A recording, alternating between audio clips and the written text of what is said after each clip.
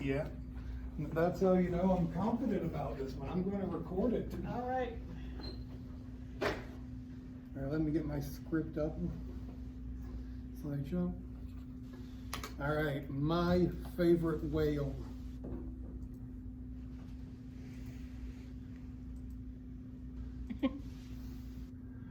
Are you ready to see, well, my favorite whale?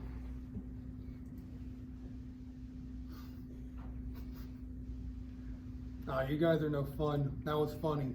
It's just true. It's just true. All right, here's my favorite whale. Right here, this little goober right here, that's a whale. Let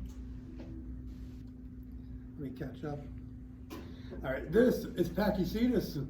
50 to 48 million years ago in the early Eocene, pakicetus was the very first whale. It was a precious, and it was a very precious, very cuddly, and it was a semi-aquatic predator of freshwater ecosystems and maybe beaches. Maybe it was primarily freshwater. It was dog-like and it was a dog-like and dog-sized animal. It also would have fed on fish, shrimp, but may have also taken small land prey when given the chance. Where did pakicetus come from? Because everything comes from something. Indohyus lived before pakicetus, and it too was a beachcomber, but it would also enter the water on occasion. Eventually, one population of Indohyus spent more time in the water than most.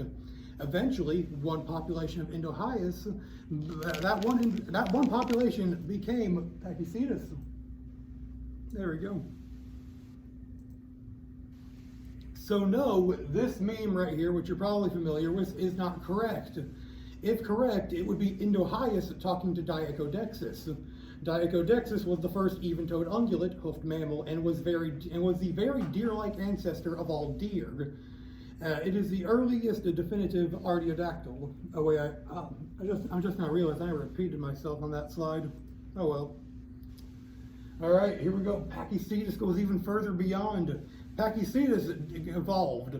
It evolved into Ambulocetus, and then into Cuchicetus, then to Rhodocetus, and then finally Durodon, and finally modern whales, because Durodon went to the ocean. All right, and both on the same slide, Ambulocetus and Cuchicetus. You're probably familiar with Ambulocetus for its role in walking with beasts. At this point, it was pretty much a mammalian crocodile. Like, look at that. It's convergent evolution right there. And Cuchicetus took this. Yeah, I know the name is weird. I didn't look into the name. Cuchicetus took this a step further by evolving a proper tail fluke. That increases its hydrodynamics. So it flaps up and down, pushes more water, pushes it along like a boat.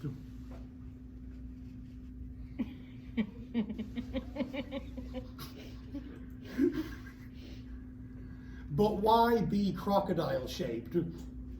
Why go for that? I can't talk.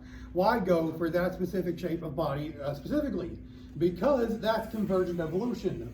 And convergent evolution is when two unrelated animals end up with the same traits because they live similar lives, like the Silacine and the dingo. This is a marsupial, and this is a canid, a true dog. The marsupials went extinct, and the dingoes ended up taking their place.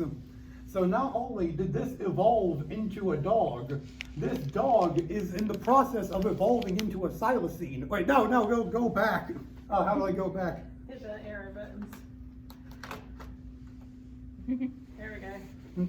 The dingo has the most pronatable wrists out of any dog, and also the widest gape. Want to know what else had pronatable wrists and a really wide gape? A Silacine.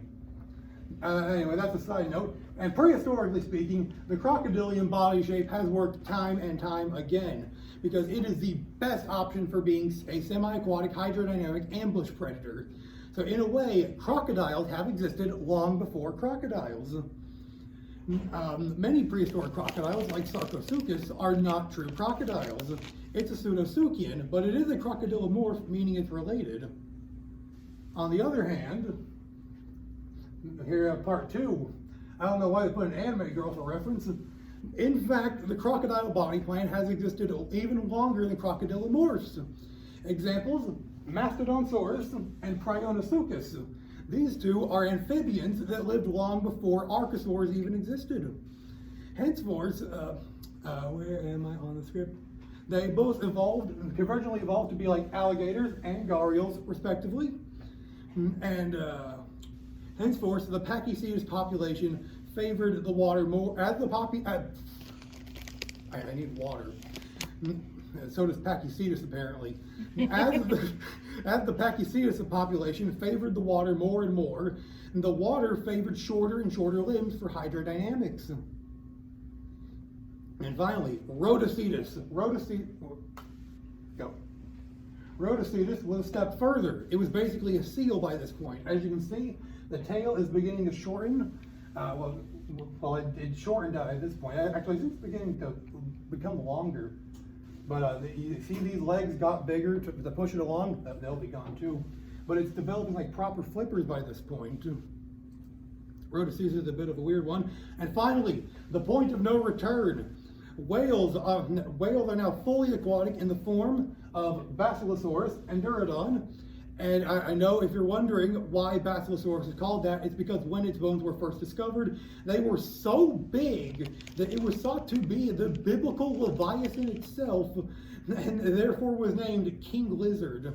It was only after that name was pointed out that it was a whale, and the name Zeuglodon was suggested, but it was already named Basilosaurus in all the research papers.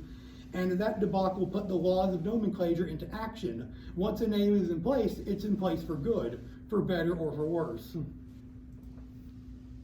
Here we have training montage. You got pakicetus again. Ambulocetus, just to catch up. Cuchicetus. Rhodocetus one more time. And quick question. I wonder how Indohyus is doing right now. Oh, that's certainly something. Anyways, let's talk about the whale split. Past Durodon, whales eventually split in two: Odontocetes, the toothed whales, and the Mysticetes, the baleen whales. But only once climate change made a bunch of krill and plankton become readily available food sources to prompt such an evolution. To the right, you can see how baleen whales came about. It went from biting at krill to gulping them to eventually hair started growing where the gums are, and that became filter-feeding baleen. Wait, no, wrong direction on my computer. Okay, fine, we'll talk about slide 21. Andrewsarchus may have, emphasis on may have, it's definitely related, but we don't know for sure if it was a descendant of Indohyus. And it was the largest mammalian predator to ever live. We actually don't know what it looked like. All we have is this absolutely massive skull right there, the size of a man's forearm. But from what we do know, it may or may not have reached these kind of sizes on par with bison. Despite its massive size, it was an omnivorous beachcomber and a forest dweller, kind of like a predatory hippo, or in other words, and exactly as how I said it in the book I'm writing while describing the relation between pakicetus and Andrewsarchus, the largest mammalian predator ever, and in a way, just an enormous Indohyus. And why do I bring up all these other whales and Andrewsarchus? Because unlike most prehistoric animals, pakicetus never went extinct, it just evolved. Meaning all of today's and yesterday's cetaceans are all just evolved pakicetus. Meaning pakicetus lives on. Pakicetus lives on within all of us. If you like whales, if you like dolphins, if you like orcas, vaquitas, ambulocetus, leviathan, basilosaurus, openocetops, or any other whale, then you, my friend, are a fan of one of the main children of pakicetus. Meaning, and I brought up Andrewsarchus as a side note, we are pakicetus. Somebody's laughing at that. That's good to know. And of course, here are my sources. All right, I'm done. Very good. Thank you. Very entertaining.